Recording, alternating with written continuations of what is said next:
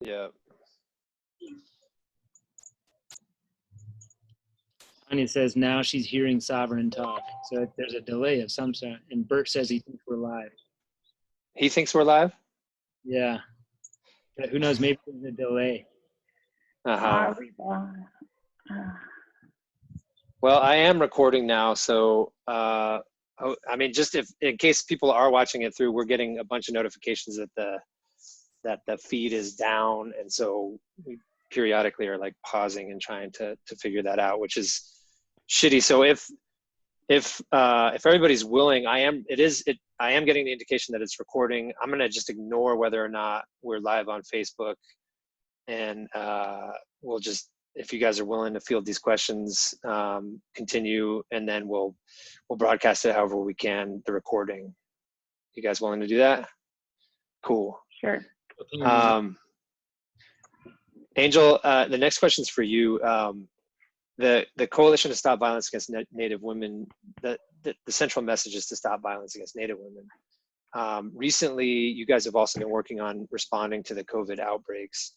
So I have two related questions about that. One is, and I think you may have answered this actually when you described your foremost concern at the moment, but during the crisis, does your message to stop violence against Native women take a back seat to messaging about COVID? And the second question is whether the work that you've done on the message of stopping violence against Native women, does that help inform your efforts to raise awareness about COVID in tribal communities? Yeah, so what we're finding out and what we're seeing with reports that are coming out is that violence in homes, intimate partner violence is coming very much secondary to the pandemic. So although there are increases in hotline calls, in calls to police, I don't know if everyone saw a couple of weeks ago, there was a 78% increase in calls to APD. But what we also know is that survivors, victims aren't leaving their homes right now. There's not an increase in shelter capacity throughout the state, both in our tribal shelters and our non-tribal shelters, because we have members from both. And so how it's changed our messaging is we know that they're not seeking our services right now in that very traditional way. So we're trying to get creative in reaching our communities. And it echoes a lot of what Sovereign said, right, about the inequities that we're seeing. So in terms of food insecurity, we're trying to get messaging out into some of those food boxes. We're putting resource information on hand sanitizer that we're getting out to tribal communities. So it hasn't changed the core fundamental messaging, but what's changed is the way in which we're delivering services. And then your second question, how does it inform right at this moment? As far as we're concerned, this is all violence against Native women, the food insecurity, the water insecurity, the lack of access to technology. All of those inequities create a situation for folks who are experiencing violence to continue experiencing their situations. So it's given us an opportunity to take a little bit of a step back, and in this moment where there's so much response to all of these societal inequities, to try and address them from that place, that these are all forms of violence against Native women. Peter, the ACLU has a long history of taking courageous and often controversial positions in defense of individual rights. Could you discuss generally your thinking about how to balance the defense of individual rights against public health needs in the midst of a pandemic? Yeah, well, these are pretty extraordinary times. Our organization is, I guess we're all facing a pretty unusual situation, a situation that we've never experienced before, actually in the modern age. And so our organization is trying to find its way, trying to strike a balance that seems reasonable between the needs of the community as concerns public health, while also looking out for key civil liberties and civil rights. You know, our organization was founded in 1920, which was 2 years after the Spanish flu crisis. And so, you know, this is not something that we've ever faced before. It's not something that it's very different from the post 9/11 times, when we also saw a sort of surge of civil rights problems occur, mostly along the lines of privacy. So, you know, as we've been watching developments in our state and nationwide, I think we're trying to pay attention to a couple of key principles. If the efforts, if the responses that we're seeing are actually trying to achieve a legitimate public health purpose, that is to say, genuinely calculated, genuinely designed to mitigate the spread of the disease, and these methods, these responses are based in science, that we see them as legitimate reasons to set aside civil liberties in moderate ways. You know, I'll give you an example. We have a town in northern New Mexico that instituted a curfew in recent weeks. And on the face of it, you'd think, well, a curfew makes sense. It helps to reduce social distancing. It can help limit the spread in a variety of ways, not unlike the way the stay-at-home order does. But the mayor, in announcing the reason behind the curfew, said that it was actually to reduce crime in his city. And so that strikes us as a good example of something that isn't actually calculated to do what's in the best interests of the community for public health purposes, but maybe is taking advantage of a situation to achieve other ends. In those kinds of situations, we will respond and try to push back and ultimately call out leaders who are maybe not tailoring what they're doing to the particular public health needs and aren't paying attention to what our rational science-based approach is. You know, oh, sorry.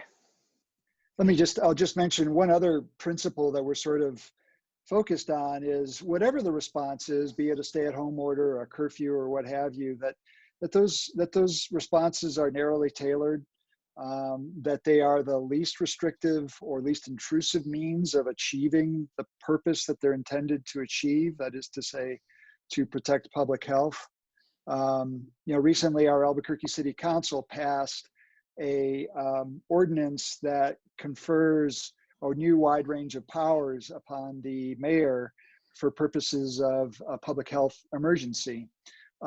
He can shut down public streets and public gathering places. He can shut down mass places of mass assembly. He can close down businesses, and actually is allowed in quite a few of other authorities under the ordinance. We're pretty much fine with all that until you get to the point in the ordinance where it describes what constitutes a public health emergency. It's in fact an outbreak of any infectious disease that presents a threat to the health or safety of the residents of the city. Any outbreak of an infectious disease that presents a threat to the health or safety of the residents of a city. That, in our estimation, is far too broad, not a narrowly tailored definition, not a measure that is squarely lined up with the public health needs, and gives too wide an authority to a public official that could be abused somewhere down the road. And it's not hard to imagine a political leader, a mayor who could take advantage of a law like that during a time when we're all going to public polling places to cast our vote, and how closing off streets and other areas of public gathering could limit the right to vote. So these are the kinds of things that we're responding to. We're trying to push back. We're calling out where we're seeing problems, and in some cases we may be filing litigation down the road.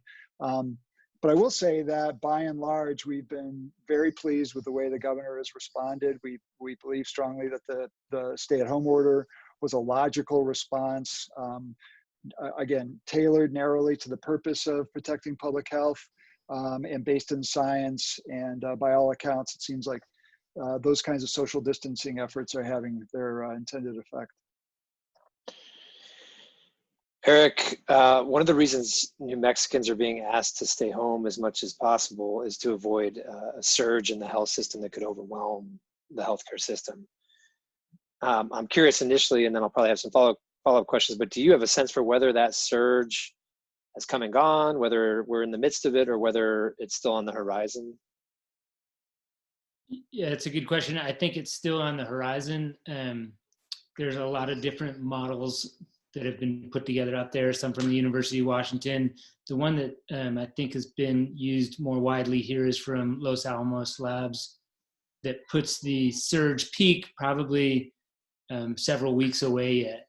And again, I think have to give props to the governor here of having done things early to flatten our curve, such that the initial projections were that the peak would have been this past weekend, and that's definitely not the case. We were not overwhelmed this past weekend, and if I had to guess, I think our peak patient influx will be in 3 weeks or so. Everything's a little bit hard to predict because of the Four Corners region. What happens there will influence what happens here. So I think we've flattened the curve here, but it's still unclear what sort of surge we'll get out of those counties up in the Northwest. Okay, and I do have some questions about the Four Corners area and what the response has been like. But can you provide a sense of how you expect a surge, the kind of surge that has been anticipated, will affect your work and the work of the people that you work with? Yeah. So now we've sort of built out our ICUs so that we've got dedicated cohorted units that are just for COVID patients. And so we've completely changed how we place patients in the hospital. So usually normal times we have a medical ICU where things like heart attacks and pneumonias go, a trauma ICU for trauma, and a neurosurgical ICU for neurosurgical and neurologic injuries. We've revamped that so that one ICU is completely dedicated to COVID positive ICU level patients, and slowly push those other patients into the other units. And we've built a capacity so that once the current ICU is full of COVID patients, we can move into the next ICU with COVID patients, and we'll pop open an area that's normally not an ICU for non-COVID ICU level patients. So if that surge were to meet some of the modeling predictions that are the most dire, then we would fill up all those ICUs with COVID and non-COVID patients. And that affects us by the more patients we have. There's only a certain number of patients that each doctor and each nurse can take care of. And if we start to stretch those too thin, then obviously our ability to provide good care will start to diminish. And again, I don't think we're anywhere near that capacity. And if we continue to do a good job with flattening the curve, then we won't overwhelm those and test those limits. One of the horror stories that you heard a lot of, I guess early on, and maybe coming out of New York City more, was this predicament of a provider like yourself being in the position of having to decide who gets a ventilator and who doesn't get a ventilator. It sounds like there's a real chance that that it doesn't come to that point in New Mexico or at UNMH in particular. But I am curious about what's the approach to that? Have they modeled that? Are there national standards? Are there other standards for how to deal with that situation? Speaking generally, how would a provider approach that question? That's a good question. Both here locally and nationally, that's an ongoing conversation. That's a very difficult one, thinking about resource allocation for things like ventilators. That's something that really only happens when you get to that high level crisis where you cannot provide the care that people need to everybody. And then you start looking at things like age and likeliness of survival to decide where to allocate those resources. There is a committee working on that at UNM. I've seen work on that in multiple other institutions. There's a big push to divorce the person providing care from the person that's making decisions about resource allocation. So you would have a committee that would evaluate a patient at the time of admission to determine whether they were somebody that would qualify for a ventilator, say, and the provider that was providing care to that patient would not be involved in that decision, so that you can not put providers into that terrible position of deciding who's going to get ventilators. You have predetermined criteria to determine who meets which criteria that have been set for resources, and then those get determined beforehand. Again, like you pointed out at the beginning, I am not an expert in epidemiology, nor am I an expert in ethics. So they have identified people throughout the country and at UNM to work on this issue. And I don't want to give the impression that I'm speaking from a position of expertise on that, but that's sort of my understanding of the issue so far. And I am quite optimistic that we won't get into that position. Peter, the ACLU has been doing a lot of work on behalf of incarcerated populations. Can you describe the ACLU's specific concerns regarding incarcerated people, what the ACLU has been doing about those populations, and why New Mexicans should be concerned about it? Sure. Well, we have, thousands on thousands of people that are in our prisons and jails around the state of New Mexico. And, our organization receives written complaints from the community about civil rights violations that people perceive to have happened to them. And I would say of the roughly 100 complaints that we get every month, about half of those come from our prisons and jails. They're protesting the lack of medical care. They're complaining about the treatment by the people that hold them in custody, the lack of hygiene, the lack of decent food, a whole realm of different issues. All of those conditions that under any circumstance would be a threat to people's welfare, a threat to their health and well-being, just become intensified 1,000-fold in a situation like this. Lack of proper ventilation, lack of social distancing, overcrowding in prisons and jails. So we know, and in fact, I'll use a comment that the head of the Law Office of the Public Defender, Ben Bauer, uses, that these prisons and jails are essentially like petri dishes. They are ripe for the spread of the coronavirus. And so we want to make sure that we do everything, our state does everything possible to try and mitigate the spread of the disease in these facilities, not just because we want to protect the health of inmates who are sort of held hostage at this time while this disease threat is barreling down on them, but also the people that work in those facilities and the medical professionals, the wardens, the prison and jail guards who watch over these folks. And I think we have to keep in mind that to the degree that infection does take place in these facilities, ultimately, whether it's inmates or whether it's the staff, they're going to seek medical care somewhere out in the community, in local hospitals and clinics. And so, it's not just strictly the health of the inmates that we're concerned about.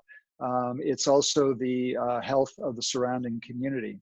And so what we have done is we have urged the prison system, the corrections department, and jails around the state to release select classes of inmates so that they can go out into the community, not be held in this threatening situation, and can seek proper medical care and social distancing as they choose.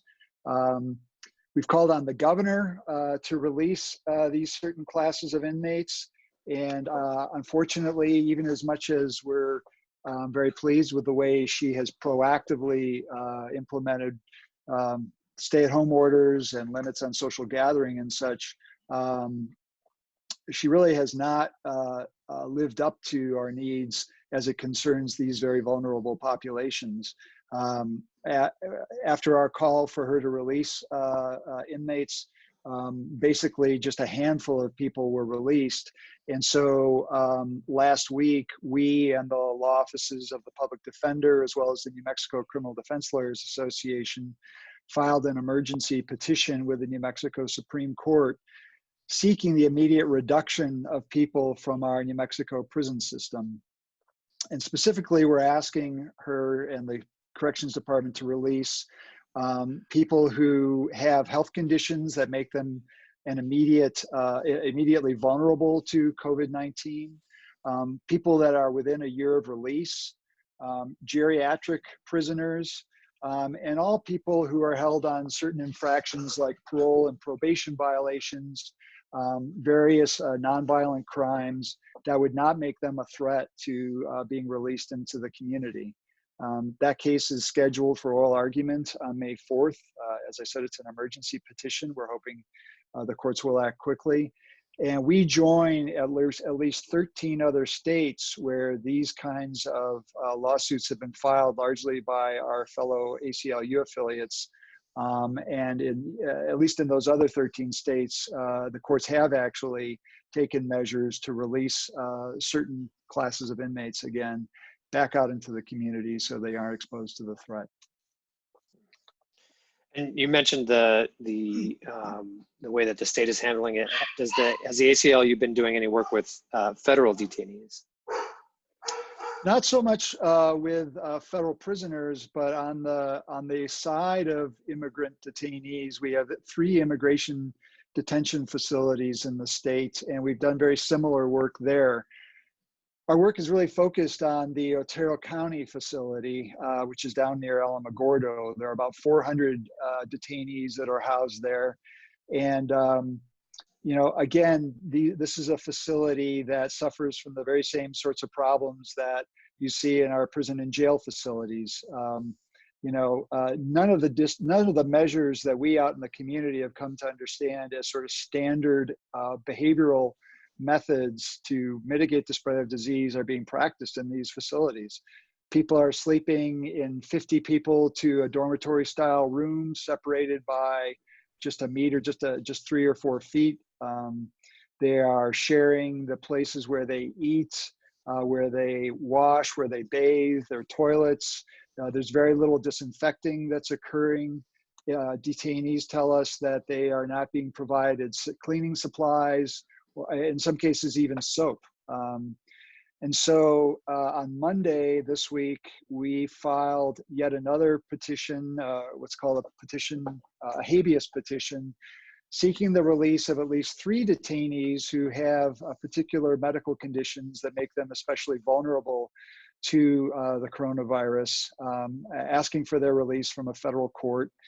And it's our hope that ultimately, even while we're only representing 3 detainees, that it will ultimately inspire the judge to inquire about other detainees who are in similar sorts of medical conditions who should also be released.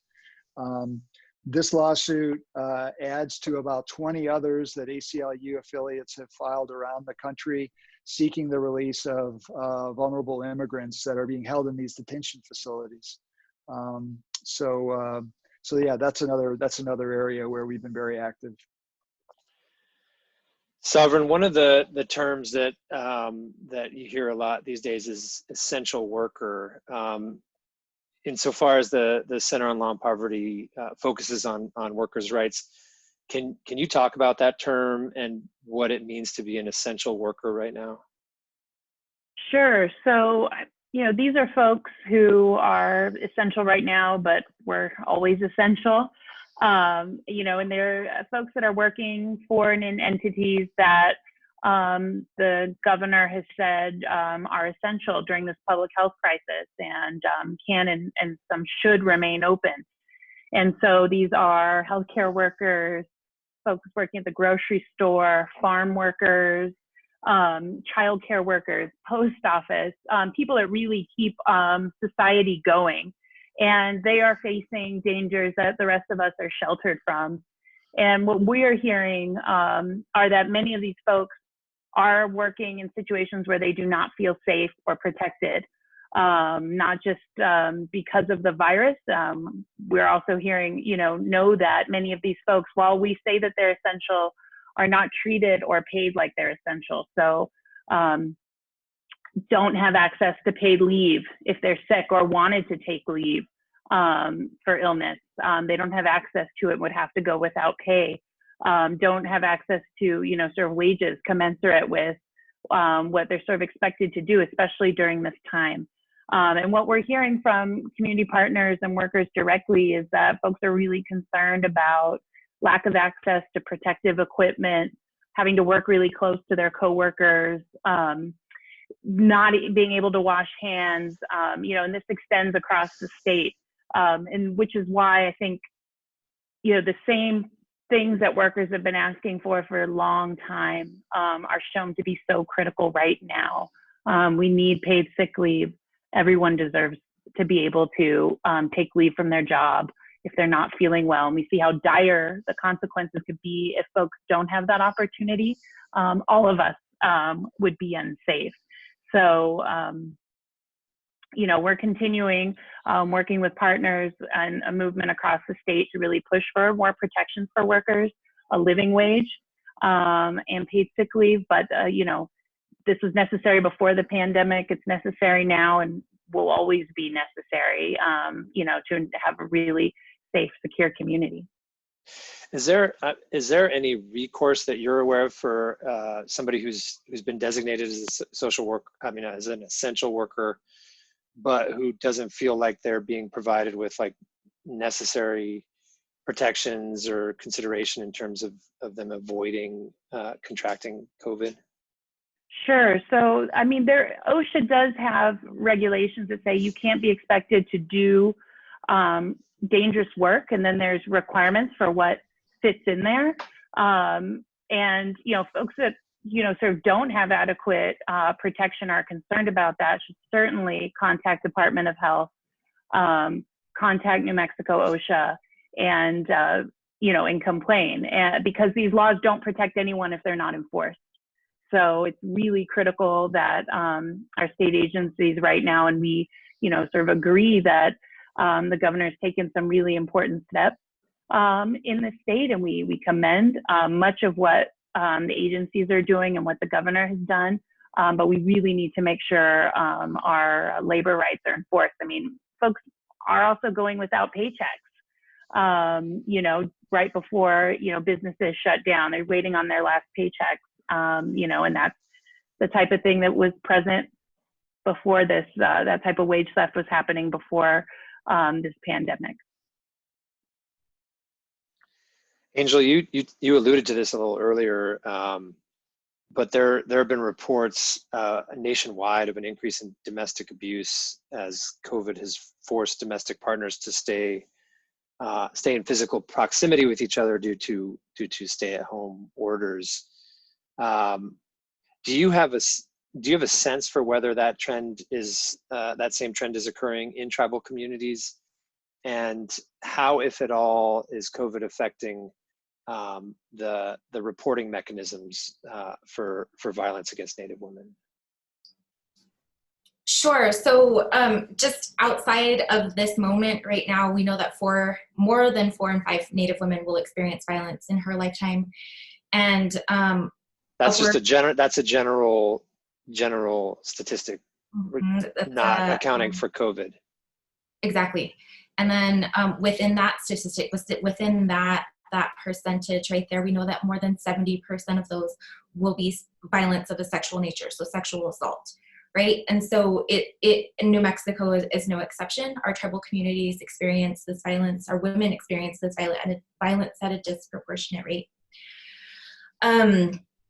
So what's going on in tribal communities in a lot of ways is mirroring what victims in general are experiencing right now. And it's that all of it is secondary to the pandemic. Our communities are silent right now, and they're silent because they're dealing with those other really deep insecurities: food, water, technology. It also how advocates in this moment are having to respond to that. Let me back up. So we do know right now, and there's plenty of information out there, that upwards of 40% in New Mexico, 40% of the cases are tribal communities, right?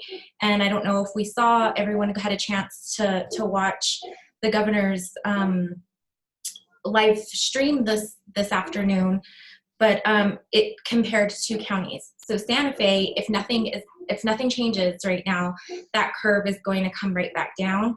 But in McKinley County, if nothing changes right now, it's a steady increase. And what we have going on in the Four Corners area in tribal communities is on par with what's going on in New York City and these major hotspots in the country. Imagine being in those homes right now, right? They're just pressure points, and it's building. And the way that advocates have had to respond to that, they don't have the same kind of access that advocates here in the city or in any urban setting are able to respond. There aren't the ability to move to complete tele-advocacy. So I met with an advocate earlier today, actually, who is checking on her community by getting involved with handing out food boxes right now. And so that there are eyes kind of on what's going on, and there's still a pulse in the community right now. So there's all of that. And then let's imagine that a victim of violence does come out and does seek shelter, and our shelters are congregate living situations. So a lot of what Peter talked about in terms of lack of access to PPE, our shelters aren't able to buy in bulk orders. So shelter staff, when they leave, are subject to the same limitations as the rest of us. 2 bottles of Clorox at a time, if you can find it. They got left out of that essential worker narrative a couple of weeks back, and getting a hold of PPE was hard. And nearly kind of the state has been able to mitigate some of that, but these are folks who are often left out of conversations. Violence in homes, intimate partner violence, sexual assault, these aren't conversations that anyone wants to have to begin with. And so in this moment, it's so much easier to kind of ignore even more what's going on. But I have to keep underscoring what I said in the beginning, and the general answer is we know violence is still happening right now, but it's coming so secondary to the pandemic.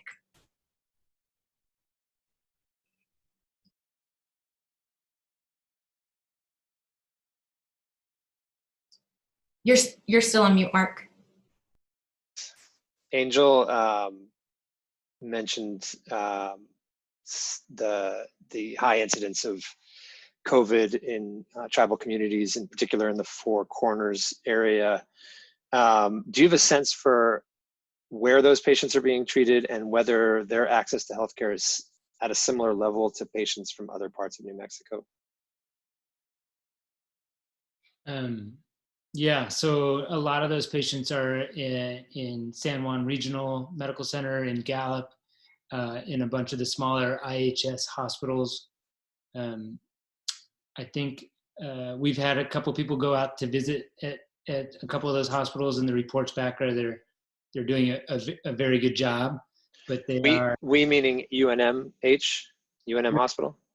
A physician and a nurse out there to a couple of the different hospitals to see how we could help. And the reports I've heard is that they're doing very well, but they are pushing the limits of their capacity. And so we're expecting when they meet that capacity, that those patients will be here, and they don't have all the same resources at those hospitals. So if they exceed what they can do at those hospitals, then those patients are being transferred to Albuquerque. And to UNM in particular, or to other hospitals in Albuquerque? I know of the ones coming to UNMH. I suspect that they are also being transferred to places like Presbyterian and Lovelace. Angel, the Coalition's website notes that the COVID outbreak in tribal communities intersects with issues of violence, race, gender, power, class, and privilege. Without necessarily addressing all of those issues, can you provide a general sense of what some of the tribal communities are experiencing regarding COVID now, and how you see those experiences exposing or revealing deeper institutional issues? I think the rate that I just talked about is the perfect example of kind of all of these inequities in reality, right? So Santa Fe County, higher income earning level, people are afforded to the ability to work from home and shelter in place. And then in communities, tribal communities, we have an array of pre-existing medical conditions that make our populations vulnerable to COVID, combined with multi-generational homes. And most of our community members are these newfound essential workers, right? So the folks that are continuing to have to leave their community and come back. And there aren't a lot of economic opportunities on the reservations, in particular for what we do, right? So if an advocate lives on the reservation and then leaves to go to the border town and then comes back, they're at increased risk of infecting their family, but it's not just an immediate family. And in a lot of circumstances, it's those multi-generational families. And then we get into kind of what everybody's experiencing. All of our little ones are at home right now, but tribes don't have access to broadband and spectrum. And so educationally, our little ones are at a disadvantage. And just all of those. But I think that just the best visual model and the best way that we can kind of keep a pulse and really understand what's going on right now is a county like Santa Fe gets to flatten the curve, whereas a community like a county like McKinley, they're not set up to do it because of all of those deep inequities that affect everyday life. We're living in this situation. We don't get a check out of it. Sovereign, there's a perception that COVID, and I think it's beyond a perception at this point, Angel just described some of the gaps and inequities that are being exposed by COVID. But one of those gaps has to do with like the social safety net. And I think that there is, you described this earlier, a sense in which people are realizing that some of the gaps in the social safety net affect everybody because this is a contagion, and so obviously it spreads. And at the same time, there's a sense, economically speaking, that a lot of the institutions that have kind of governed the way the economy works are crumbling, essentially, are going to crumble as the economic toll runs its course. I'm wondering if you hold out any hope that after this pandemic passes, we'll see the sort of structural improvements that may affect issues of economic justice for the better. For sure. Yeah. I mean, I think that what we've seen in terms of even in the federal response to the crisis, right? The stimulus checks, for example, are going out, but completely leave out mixed status families, even U.S. citizens and mixed status families can't get the stimulus. Immigrants, people who file taxes and pay taxes don't get access to those funds and are left out. We see that even though we have a federal food assistance program, right, it's not widely available, in rural communities of New Mexico, in tribal nations. Folks right, have to leave their community to get food during this public health crisis where, you know, other folks can have food delivered to their car or, you know, go to a grocery store nearby. Just the inequities in the system and the way it's not set up to, one, respond to the economy. So the fact that we have really high unemployment does not automatically mean that folks get access to benefits when their income goes down, right? People have to go through a bunch of other bureaucratic measures, which I think are pretty much shown to not have a relationship to the purpose of those programs, which is to help families meet basic needs. And so I think that it's really critical that we do completely reimagine our systems, institute structural changes that, you know, address the institutional racism of the way these structures are set up and the way things are playing out now and have been for a really long time.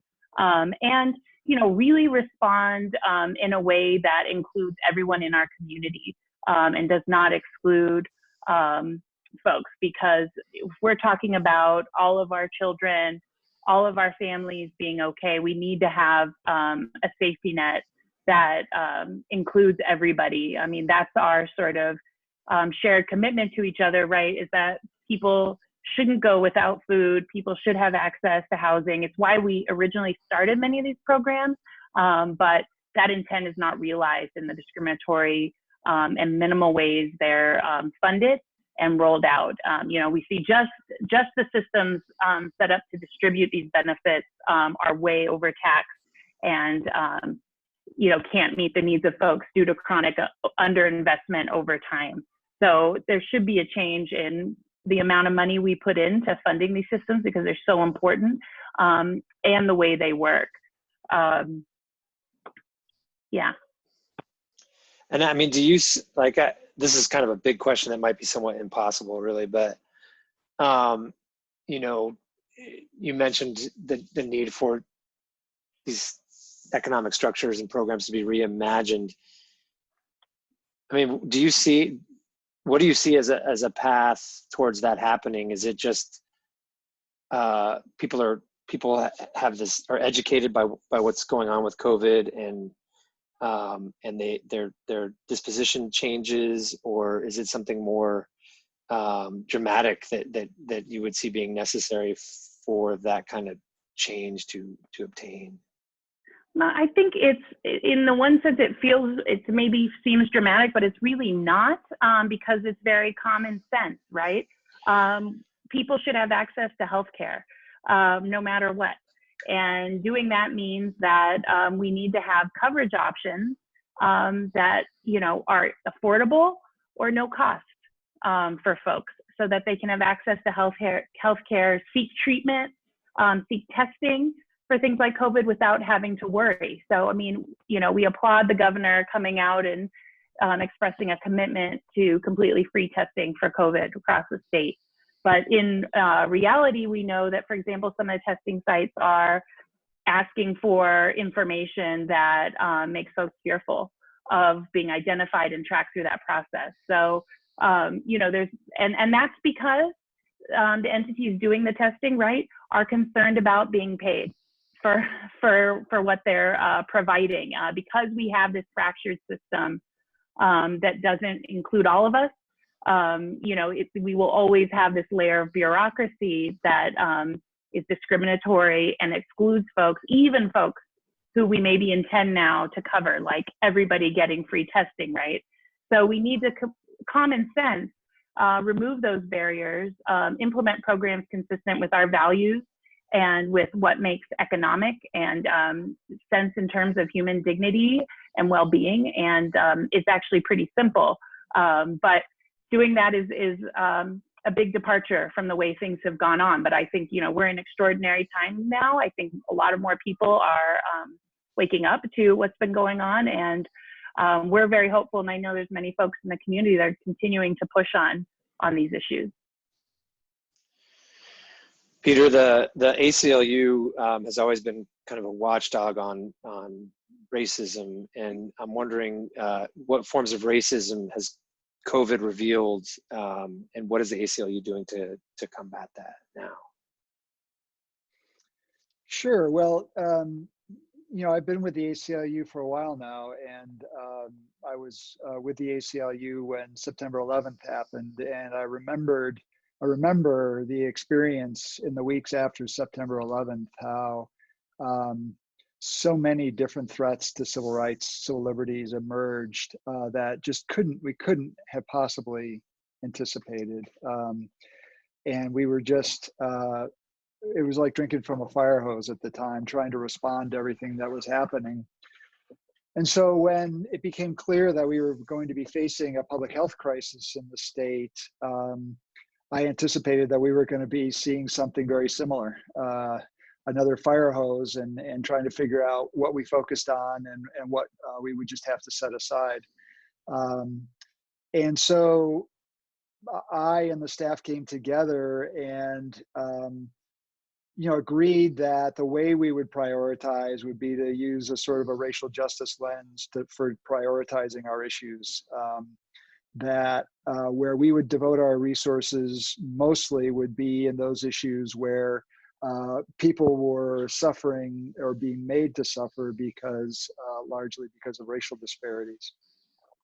And so it's the reason why our work is really focused on trying to get folks released from incarceration.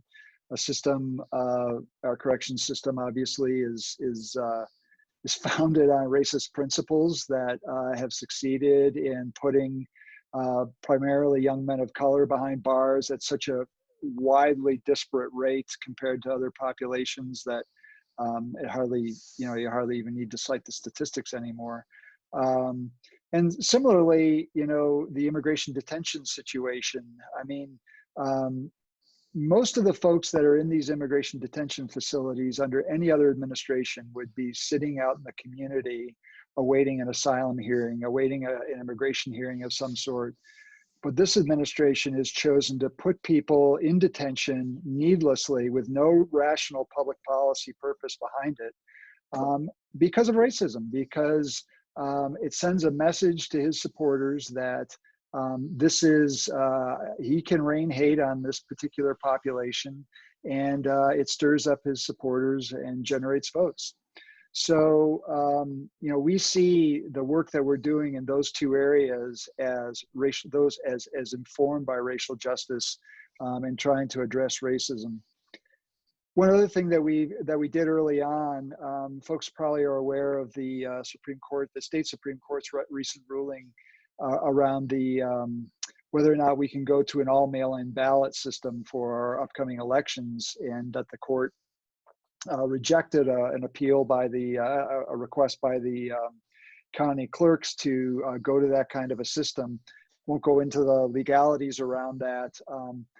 While we were supportive of an all-mail ballot system, we were concerned that Native communities were going to be disadvantaged in that kind of a situation, that getting access to an absentee ballot, having an address, having online access are oftentimes prerequisites for getting mail-in ballots or absentee ballots. And so we were part of a group of organizations, including Common Cause, America Votes, and others, Native American Votes, Native American Voting Alliance, and others, that filed an amicus with the court, and an amicus brief, a friend of the court brief, asking that while the mail-in ballot system should in fact go forward, that there also be allowances, some in-person allowances for particularly our Native communities, so that they wouldn't be disadvantaged in the vote.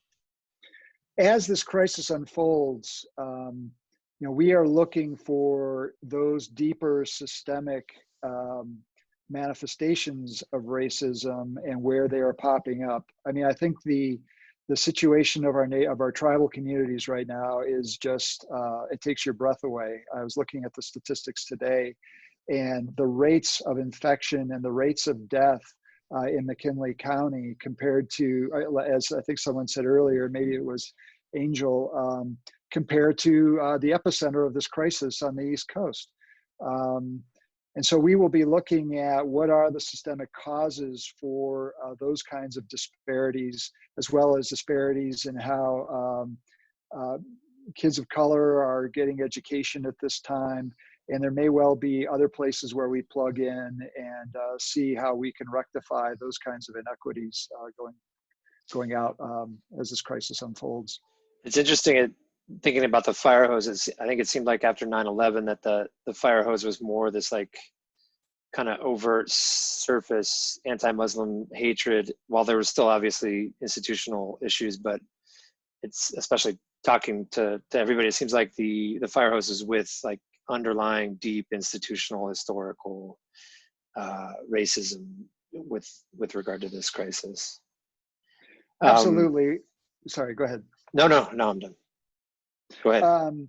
Yeah, some of our affiliates some of our more well-resourced affiliates are actually beginning to do some analysis of how rates of infection are mapping onto communities of color in their own states. We may do some of that as time goes on. But at the end of the day, I mean, the bottom line, I think, is what you've just said, which is that, racism is the fiber that weaves its way through the fabric of American society. It informs and shapes so much of the way we react to a crisis like this. The problem, of course, is trying to get to the roots of those inequities, the roots of those disparities, and finding places where we can actually make a difference, where we actually have leverage to make a difference. And frankly, it's going to be up to all of our organizations, the New Mexico Center for Law and Poverty, New Mexico Coalition against, the Native Coalition against Violence Against Native Women, working together to try and address these, because they are just epic problems, and they're going to require epic solutions. Erik, there's a lot of talk and demonstrations, in fact, around the question of lifting COVID restrictions and reopening the economy. How do you think about when it might make sense to lift these restrictions, and what are the risks that you see with lifting the restrictions too soon? I think it's a really hard thing to figure out. I think the effects of COVID infection and the pandemic are sort of easier to see and understand than the effects of turning off the economy. I think those effects are real and are not just money, but life and death for a lot of people. So it makes a lot of sense to me to be talking about it and trying to figure it out. The guidelines I've seen all seem to suggest, and I agree with this, that we shouldn't be making big moves to open up the economy until we figure out where is that surge, have we hit it, and are we seeing a decrease or at least a leveling off in the number of cases presenting to the healthcare system. And then I think it makes a lot of sense to do opening of the economy in a staged approach. So figuring out where and how it makes the most sense to open up the economy while doing things like increased testing and contact tracing to figure out, are we seeing a resurgence of infections that we need to step back? So I think it's a complicated question. I think the risk is, just like it was at the beginning, that we overwhelm the healthcare system if we open up too soon. But I recognize that it's extremely important that people's lives and livelihood are at stake when we shut down the economy. Is there a way that you see and you mentioned testing, so maybe you answered this, but do you see a way in which the risk of the surge and the overwhelming of the healthcare system goes away without like a vaccine? In other words, in the absence of a vaccine, is that risk of the surge going to always be present? I think yes. There will be, and it's impossible to forecast it out because there's so many unknowns, including whether a vaccine would be a solution to all our problems. I don't think it will be. I think vaccines have lots of limitations. Whether it's a vaccine that gives you lifelong immunity, I think is very uncertain and probably unlikely. More likely to be something like a influenza vaccine that you have to get regularly to boost up your immune system. That's totally unknown at this point. And so I think that the reality is that we'll be living with some level of COVID for a long, long time, and trying to figure out how we manage potential surges. Most of the previous pandemics that we've had have second peaks. And so trying to prepare for that with any type of opening of the economy should be forefront in our discussions about opening the economy. What do we do when the resurgence comes, or a new surge comes, and how do we prepare our healthcare systems for it? Sovereign, I'm curious to get your take on a similar question. Given the fact that the Center on Law and Poverty is working to protect workers and economically disadvantaged, I'm sure that there's a tremendous incentive to have a functioning economy. But what is your perspective on the push by some to lift public health restrictions now? And do you see that as helping or hurting economically disadvantaged New Mexicans?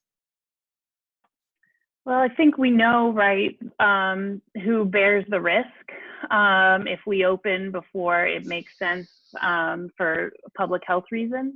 It's going to be lower wage workers and people that really are not need income, and that makes sense why folks are in that situation. But opening too soon means that it will be lower income folks who are taking on that risk of being out there, right? It's not the folks in DC or the corporations that are getting bailed out that are, putting themselves in that kind of frontline risk. And, it's not like things are going to go back to normal no matter what, unless we figure something out that makes sure everybody is secure. So I just take housing, for example. The New Mexico Supreme Court came out with an order that stayed execution of writs of restitution in eviction cases. It just means that people are being evicted. They're having to show up in court during this time and defend their eviction. And if they can show evidence that they can't pay their rent, their eviction won't be fully processed. It won't be enforced until after the public health crisis is lifted. So things open up without any sort of rent relief or answer to these longstanding issues. We will see massive homelessness, which will have a huge impact on everybody's health and well-being, and certainly has implications, for future spread of the virus. So I think it's really important that we understand who bears the risk, who's on the front line when we do open up, and what sort of other implications follow with that in terms of people facing immediate ejection from their homes, because these evictions are continuing throughout this pandemic. What, from a policy perspective, what's an alternative to the way that that those evictions are being handled in New Mexico right now? Well, the court could have stayed evictions altogether. So, the limited federal relief in terms of housing doesn't allow evictions to be filed if tenants live on properties that receive federal assistance, so subsidized housing properties, and federally backed mortgages. So if the landlord has a federally backed mortgage, like, the eviction can't even be filed in court. However, that's not everybody in our state. And even the process of having to show that to the court is really burdensome and difficult in these situations. I mean, it's very unlikely a tenant knows if the landlord has a federally backed mortgage, right? And so the fact that evictions are still being processed by the court, allowed to be filed, hearings are being held, not only are people at risk, but there's a real big concern around improper evictions just taking place. Even folks who are protected under the federal rules, just because that's so hard to prove, and it's really up to those metro and magistrate court judges to make sure that folks that those laws are enforced, and that's really hard to do. So, we certainly urged the governor and the court, as did many others, to halt all evictions during this period. Peter, the COVID pandemic has caused cancellation, or a lot of cancellations of what are labeled elective medical procedures. Is abortion being considered elective by some governments, and what efforts do you anticipate arising in New Mexico or elsewhere to restrict abortion during this pandemic? Yeah, this is an issue that's near and dear to our hearts. We are watching very closely to see how our local communities respond to this situation as it concerns access to reproductive health services generally, not just abortion care, but all reproductive health services. Not long after the stay-at-home order was issued, the governor issued her stay-at-home order, we sent letters to the governor, to the mayors of the 3 major cities in the state, that is Las Cruces, Santa Fe, and Albuquerque, just urging them to ensure that reproductive health care clinics and outpatient abortion providers were considered essential businesses. So far they are. And just make sure that all hospital systems continue to provide abortion care as an essential time-sensitive service. I'm reading off a couple of notes because we had some other points in this letter that I think are critical. We also asked that Medicaid and the Office of the Superintendent of Insurance suspend or increase limits on contraceptive prescriptions, contraception prescription refills in order to support social distancing.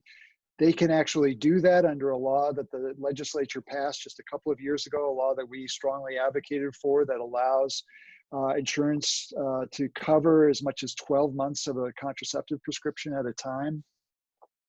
We ask that our state leaders ensure that incarcerated individuals are not denied reproductive health care. They already struggle to get that kind of care, particularly if it concerns abortion care. And we're worried that in that particular context, we could see some limits.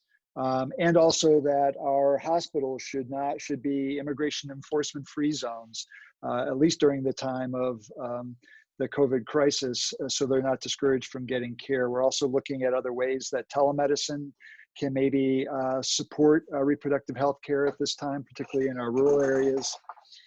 Unfortunately, New Mexico, well, fortunately for us, unfortunately for the rest of the country, we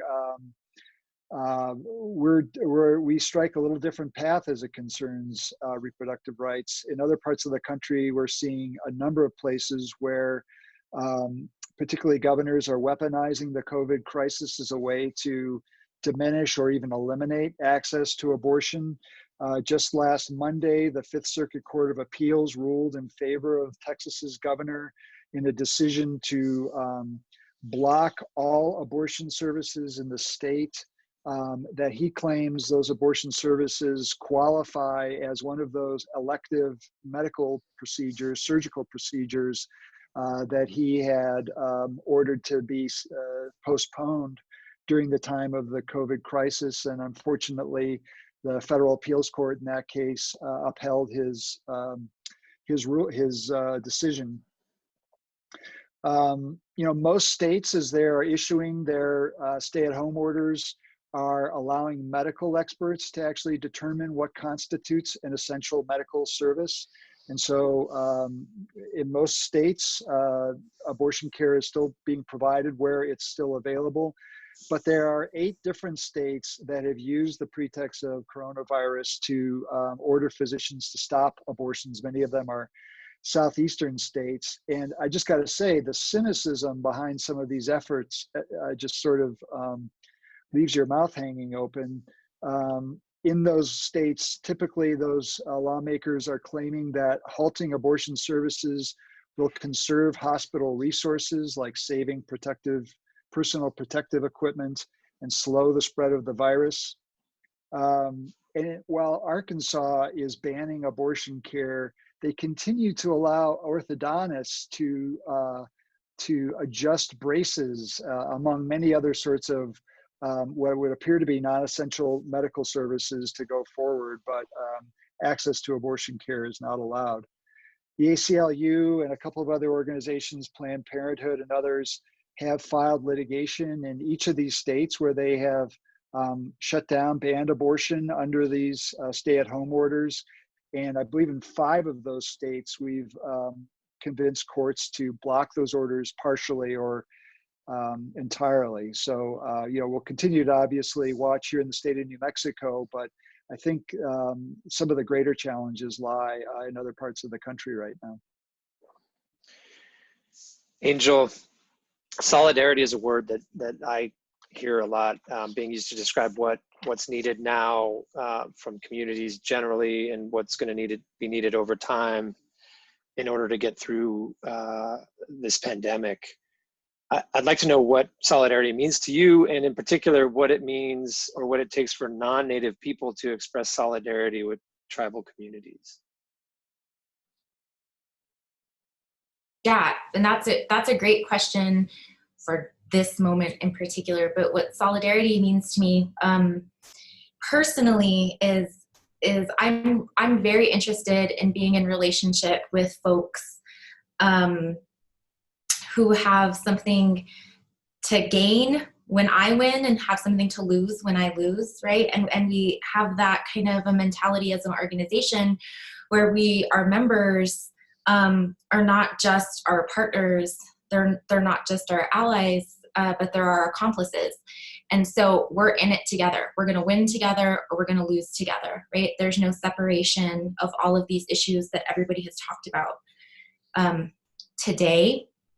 And so thinking about that for tribal communities in particular, a couple of ways to show solidarity right now would be to donate to some of the funds that you see, because those inequities are real and they are killing people. People are dying because of them. I think another how we can be in solidarity with tribal communities right now is to respect the sovereignty and the boundaries that a lot of the tribes have enacted. So stay out of tent rocks, stay out of hemas, stop hiking out there. Respect, those are sovereign entities, nations in and of themselves. So stay out. And then I definitely think, aside from donating money and staying out, is beyond this moment, right, when we're all forced to pay attention to what's going on, continue to pay attention to the policies on the state and on the federal level. But I think for maybe folks who are tuning in with the audience of Sister, policies that affect tribal everyday life. So Yazzie versus Martinez, all of these smaller cases that affect everyday life for tribal community is all of our responsibility to advocate for. And just for those who may not know the Yazzie versus Martinez case, could you or Sovereign describe what that case is and what it involves? Sovereign, if you want to, I can talk about it from a community level, but I think a law perspective would be better. Well, I'm happy to talk about it, and Angel, you should jump in. But basically, that is the case filed on behalf of families in New Mexico and school districts challenging the constitutionality of our education system. And the court ruled that the education system is unconstitutional and that it does not, and in particular, the disparate opportunities and provision of education services to children in Native American communities, children in low-income communities, and children who speak languages other than English, in particular, were not being provided an adequate education under our state constitution, and that the state was violating our state Indian Education Act, our Bilingual and Multicultural Education Act, and by failing to fund and provide culturally and linguistically relevant education to those communities and children in our state in particular. And, all of that certainly coming up right now during the COVID crisis and things that Angel mentioned around gaps in access to internet, what it means to do distance learning, right, in this environment, and what kind of curriculum and funding has been put towards these efforts and the way that plays out in different communities across our state. And so there's, I would just say that, you know, this is all continuing to be before the court, and there will be a hearing in June about the state's failure to comply with the court's order in that case. All right, well, thank you to everyone. Sovereign Hager of the Center on Law and Poverty, Angel Charlie from the Coalition to Stop Violence Against Native Women, Peter Simonson from the ACLU of New Mexico, and Dr. Erik Kraai, UNM Hospital. Thank you guys so much for answering these questions, and we'll get this recording up, and Sister will, I'm sure, post it, and so I hope people will be able to tune in that way. So thanks again, really appreciate it. Thanks to Sister. Thanks, Mark. Everybody. Thank you. Have a good night. You too. All right. Bye, everyone. Thank you. See ya.